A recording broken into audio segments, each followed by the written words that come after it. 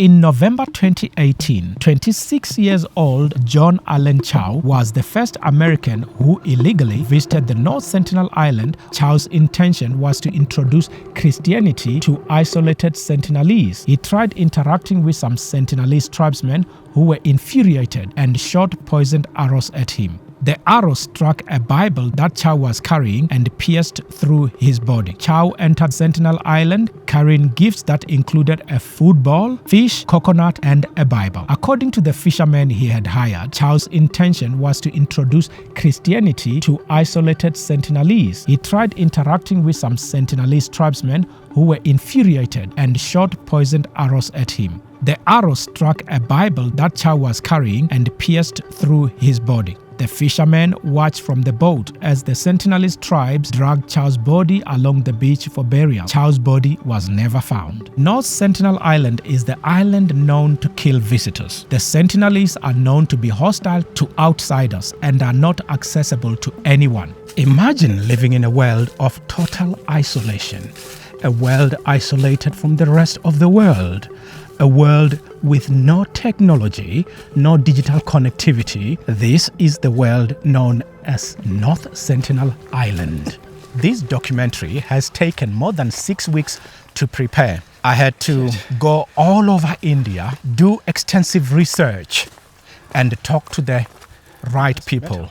When you talk to the correct people, you get the information that you need, the information that will give the documentary a longer lifespan. I had to gather footages that's very old, like 1974 footage, 1969 footage that was shot and made available by relevant authorities. And that's the only footage available that I have managed to use in this documentary. When you watch this documentary, I ask you to watch it all the way to the end so you don't miss any information. So please like the video, share and subscribe. It does help a lot with the algorithm. Fast forward to 31st March 2025 and another American illegally entered North Sentinel Island. This American was identified as Mikhailo Viktorovich Polikov, a 24-year-old Ukrainian American whose father worked as a scientist for the US Department of Agriculture. Mikhailo had brought a can of Diet Coke and coconuts to offer as gifts. He also brought a GoPro camera to film the Sentinelese tribe. Once he reached the shore of North Sentinel, he used binoculars to scan the beach in hopes of spotting members of the reclusive tribe. He stayed on the beach blowing a whistle to attract attention from the Sentinelese tribe, but got no response. When no one appeared, he placed the gifts on the sand and waited for a response, but the Sentinelese remained in the dense forest. On his return to the boat, he was spotted by the local fishermen who informed the authorities. Surprise, surprise, Mikhailo Polyakov was eventually arrested and detained in Port Blair. Port Blair is an archipelago nearly 750 miles east of India's mainland. Mikhailo is currently locked up awaiting trial and is likely to receive between 3 to 5 years in an Indian prison for his stupid illegal stunt. According to Indian authorities, this was not the first time Mikhailo attempted to enter North Sentinel Island to make content. This was his second attempt. The police investigation found that he had conducted detailed research on sea conditions, tides, and accessibility to the island before starting his solo journey on a small rubber dinghy from South Sentinel Island to reach the forbidden North Sentinel Island. He has been widely condemned for endangering the tribe's safety and violating Indian laws that protect such remote communities. The Sentinelese have no immunity against diseases. A simple flu can wipe all of them in an instant. Experts and scientists warn that the Sentinelese lack of immunity to modern diseases makes any exposure to outsiders a potential death sentence. In January 2006, 2 Indian fishermen, Sundar Raj and Pandit Tiwar, were fishing illegally in prohibited waters and were killed by Sentinelese warriors after their boat accidentally drifted too close to North Sentinel Island. Fishermen who witnessed the attack from the shore described how the pair, believed to be drunk on palm wine, died after they were attacked by near-naked axe-wielding tribal warriors. According to the fishermen, an Indian Coast Guard helicopter sent out to investigate was also attacked with bows and arrows by the same tribal warriors, leaving the pilot under no illusions as to the safety of landing. The dead fishermen's bodies were exposed in the shallow graves after the helicopter downwashed the sand. There were no prosecution against the Sentinelese tribesmen who killed the 2 Indian fishermen after they had trespassed on endangered tribes island. Andaman Island law strictly states that people should be kept away from Sentinel Island, as any contact with the outside world is potentially deadly for the Sentinelese, as they are incredibly susceptible to common diseases to which they have no immunity. Sentinelese are not carrying out murder with impunity, as some people may think. Relatives of the 2 drunken fishermen who were killed by the Sentinelese want Sentinelese tribesmen left alone. They voiced condemnation towards their dead relatives' deliberate action of illegally trespassing on endangered tribes island. One of the victims' fathers stated that he didn't want retribution because the Sentinelese were the victims and not his dead son. According to the fisherman's father, the Sentinelese were only defending themselves with bows and arrows and rocks in the only way they knew how. He continues stating that the Sentinelese live in constant terror of heavily armed poachers from Myanmar and Port Blair. The island's isolation is enforced by Indian law to prevent disease outbreaks that could endanger the tribe. The Sentinelese are known for their history of lethal resistance to intrusions. Daring or stupid visitors are known to have been attacked with spears and poisonous arrows, and none of them have survived to tell the tale. North Sentinel Island is simply a no-go area. The people of North Sentinel Island are called Sentinelese and are considered an uncontacted tribe, meaning they have little to no contact with the outside world, except for a brief friendly interaction in the 1990s. Sentinelese have fiercely resisted contact with outsiders, even after disaster. This isolated tribe, living on a tiny island in the Indian Ocean, want nothing to do with modern society. They want to be left alone. In 2004, the Sentinelese were in the direct path of the tsunami, but somehow they survived. And instead of seeking help, a Sentinelese man was photographed emerging from the island's forest into the beach, firing arrows at a helicopter hovering above their island. The helicopter was sent to check on the Sentinelese welfare. Firing arrows at a rescue helicopter was a clear indication that the Sentinelese did not want outsiders' interference or assistance. The helicopter was sent by the Indian government to fly over the island to assess the situation and check on the tribe's well-being. However, such intrusion wasn't welcomed and was harshly greeted with arrows, poisonous darts and spears. Experts believe that the tribe's deep understanding of natural phenomena such as receding water and birds' behavior helped the Sentinelese anticipate the tsunami's arrival. In August 1981, a 16,000-ton freighter MV Primrose carrying chicken feed from Bangladesh to Australia struck a reef near North Sentinel Island during a storm. The ship captain spotted armed islanders approaching the ship. He ordered everyone to remain inside the steel hull for protection. More than 20 ship crew members never left the boat, but the Sentinelese tried to get to them by building wooden boats and attacking the ship with rudimentary weapons and arrows. The captain radioed for help, fearing for his crew's lives. Fortunately, a fierce storm prevented the rescue and also stopped armed Sentinelese from getting close to the stricken ship. It took a few days for their crew to be rescued by Indian helicopters. The Primrose shipwreck remains on the shore and visible on Google Maps. It continues to provide Sentinelese with metal and iron to make weapons and tools. The Sentinelese scavenging for survival represents a rare instance of acquiring new technology without direct cultural contact with the modern world. This is a unique technological leap from their traditional Stone Age way of life.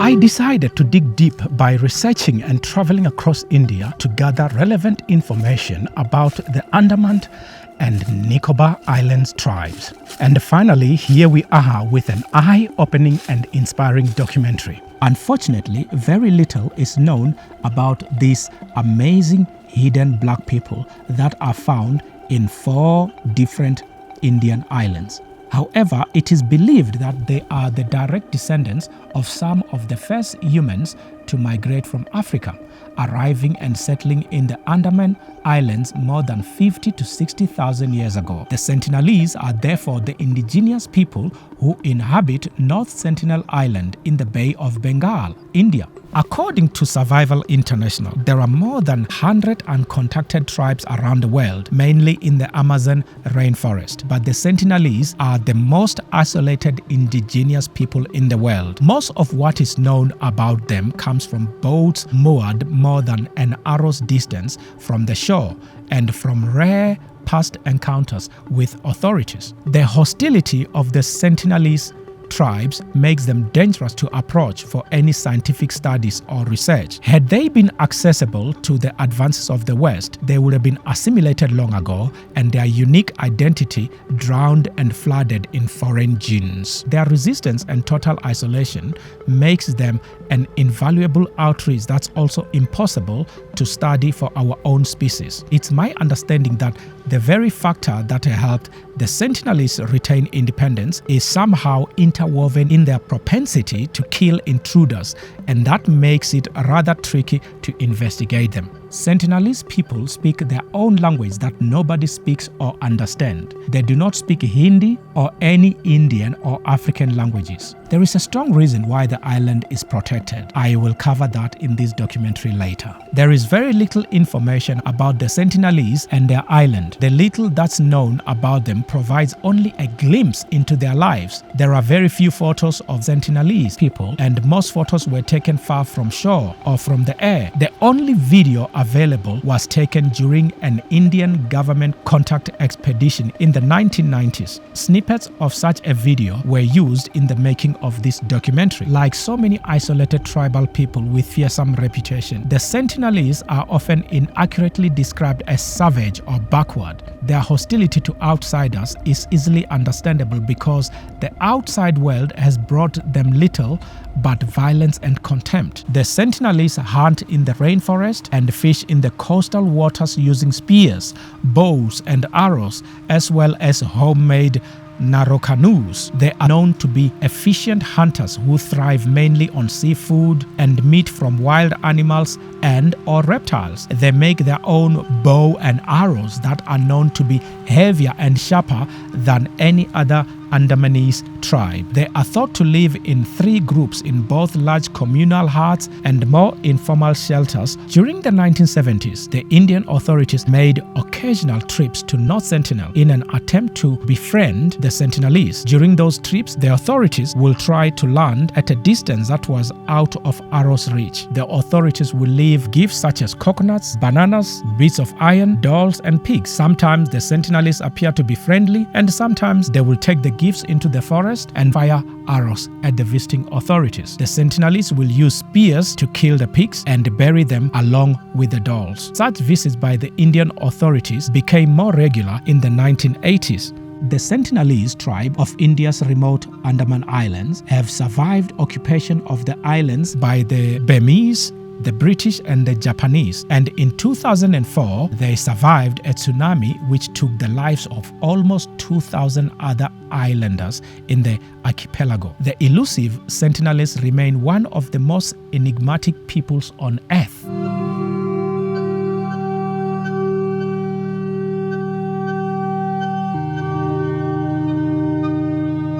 The first anthropologist to have had a peaceful contact with the Sentinelese was Triloknath Pandit, a director of Anthropological Survey of India. Triloknath Pandit and his colleague landed in North Sentinel Island on the 4th of January 1991. Prior to his 1991 contact visit, he had visited North Sentinel Island in 1967 without any contact with the Sentinelese. At the time of making this video, Mr. Pandit is 90 years old. Mr. Pandit spent decades befriending isolated Sentinelese tribes. Not many people know more about the Sentinelese than him. According to Mr. Pandit, the Sentinelese are peace-loving people despite their fierce reputation towards outsiders. He did acknowledge that during his interactions with the Sentinelese will threaten him and his team, but it never reached a point where the Sentinelese wanted to kill or wound him and his colleagues, because whenever the Sentinelese got agitated, Mr. Pandit and his colleagues would step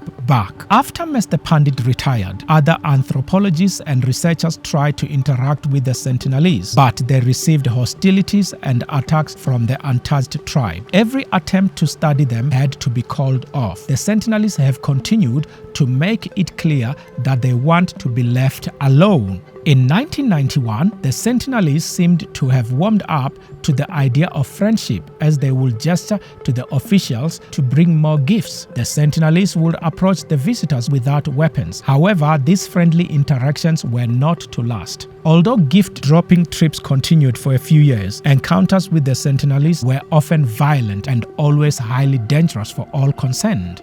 At times, the Sentinelese would aim their arrows at the visiting authorities. It was reported that they also attacked visitors' boats with their stone axes. No one knows why the Sentinelese stopped being friendly with the visiting authorities. Perhaps some Sentinelese died as a result of diseases spread during those visits.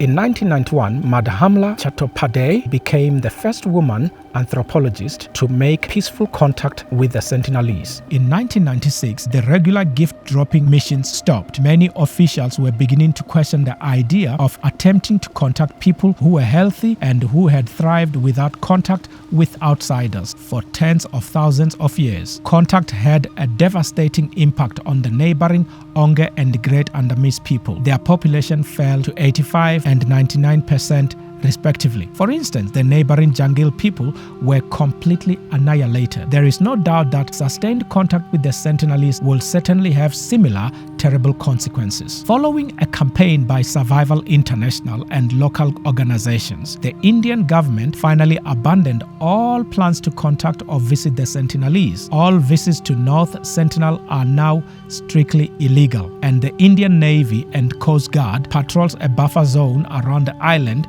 to prevent outsiders from coming too close to the island. The Sentinel Island is a protected world where entry is prohibited by the Indian government. Researchers require permit clearance to travel to this prohibited island. Population on this island is unknown, but is estimated to be between 100 to 200 or more. There is an existing Indian law enacted in 1956 that bans outsiders from traveling to North Sentinel and other islands in the archipelago home to indigenous groups. The 1956 regulation of Andaman and Nicobar Islands Protection of Aboriginal Tribes prohibits travel and any approach closer than 9 kilometers to these islands. This is to safeguard and protect these indigenous communities from infectious diseases, as they are believed not to have acquired immunity. The Sentinelese people simply want to be left alone in their own little island, and the Indian government has granted them that wish after pressure from groups and other organizations who fought for the protection of the Sentinelese people after recognizing the dwindling population of the other two Andaman tribes, namely the Onge tribe and the Jarawa tribe. Those two great Andaman tribes benefited from Western civilization and as a result suffered from diseases and death. The Indian government acknowledgement and acceptance that the Sentinelese people have the right to decide for themselves and that they are best left alone to live their lives without interaction with the outside world was a tough undertaking by any government in the world.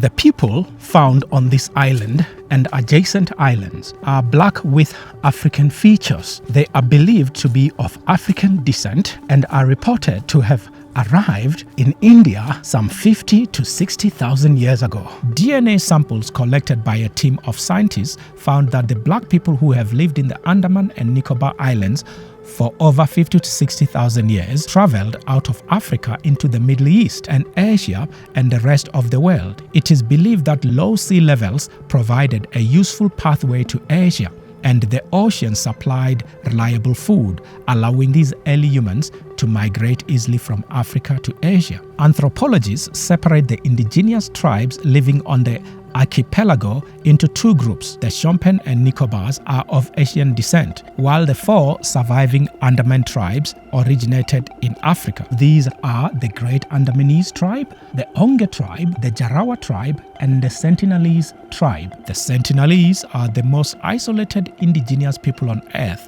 but their distant neighbors, the Shompen, are also among the most isolated, living only on the island of Great Nicobar in the southernmost part of Andaman and Nicobar archipelago. Most Shompen reject all contact with the outsiders. These tribes were referred to as Negro tribes or Negroid ancestry or African descendants or heritage due to their African physical features. The Spanish described Negrito people as little black people. The term Negrito was given to African descendants by early European colonists due to physical similarities in skin and hair to people from the African continent. However, their specific physical traits are not an indication of a recent genetic relationship to African groups. The other two tribes from the islands were referred to as Mongoloid tribes of the Nicobar Islands. The term Mongoloid tribe refers to various indigenous people from East Asia,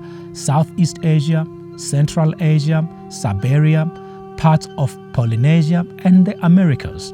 These tribes are the Shompen tribe and Nicobarese tribe, and they live on Nicobar Island. The Shompen tribe and Nicobarese tribe are described as of Mongolian ancestry or Asian descendants or heritage. Their ancestry is linked to Southeast Asia and believed to have arrived on the island more than 10,000 years ago. Let's briefly visit the 18th century complication and bigotry categorization of the human race. You see, earlier colonists divided people in race groups or race categorizations. Racial grouping of people was the work of Göttingen School in Germany and later Western scholars. Today, such race categorization is no longer used. Scientists agree that there's only one human race. In the 18th century, people of African ancestry and or African heritage or black people were described as Negroid, Negrito, Negro, Mulatto, or Colored. These terms were merely used for racial grouping of indigenous people from Africa. And in Asia, the term Mongolian race was used to describe people from East Asia, South Asia, the Arctic, the Americas, or the Pacific Islands. The term Caucasian race was used to describe people of European descent, sometimes Arab people, North Indian people, and Latin American people. However, the Caucasian region or the Caucasus region covers Eastern Europe and Western Asia between the Black Sea and the Caspian Sea, comprising Georgia, Armenia, Azerbaijan, and parts of southern Russia such as Dagestan, Chechnya, Ingushetia, etc. The first documented contact with the Andaman Islands tribes was more than 1,000 years ago by Chinese and Arabian travelers who were met with a hail of arrows when they tried to land. They described the Andamanese tribes as 3 feet tall with human bodies and bird beaks. During the 18th and 19th centuries, Christian missionaries also encountered fierce resistance from these tribes who seemed destined to remain an enigma. It was the British that made the first significant breakthrough with the Andaman's indigenous tribes. They even put them on display at Calcutta Zoo after they established a penal colony on South Andaman in 1858. The British attempted to civilize and educate the natives at special homes in which they were dressed in Western clothes and then taught to read and write. In January 1880, a British expedition led by Royal Navy officer Maurice Vidal Portman, attempted to capture the Sentinelese people and their island. Officer Portman's armed team swept the jungle and eventually isolating and abducting an elderly couple and 4 children with the help of Andamanese trackers. This Sentinelese family were taken to Port Blair, now known as Sri Vijayapuram. The 2 abducted adults died from diseases shortly after being taken, as they had no immunity. Although the abducted children were returned, it left serious psychological and mental scars to Sentinelese people. This horrendous, torturous episode is believed to have increased the Sentinelese hostility towards outsiders. At the time of the islanders' first contact with the British, there were an estimated 5,000 Great Andamanese people. Today, there are less than 1,000 remaining. This first British contact with the Andaman Islanders proved disastrous for many of the Andaman tribes, as they have no resistance to common diseases, and that resulted in the islanders quickly succumbing to epidemics of pneumonia, measles, and influenza. However, the British Raj was not solely responsible for the Andaman Islands' decline. During the Second World War, Andaman Islands were occupied by the Japanese, who killed hundreds of indigenous people suspected of collaborating with the Allied forces. August the 15th, 1947, Independence Day for India. In London, the flags of the new Indian Union flutter over the headquarters of India and Pakistan. An era has ended, a new epoch begins. A subcontinent larger than the whole of Europe becomes 2 self-governing dominions within the British Commonwealth of Nations. After less than a century under the British Crown, India's most crucial hour has struck. After India gained independence in 1947, the island's population increased because of India's first Prime Minister, Jawaharlal Nehru. His vision of deforestation, building a modern, independent and democratic India characterized by secularism, economic self-reliance and a commitment to the rule of law.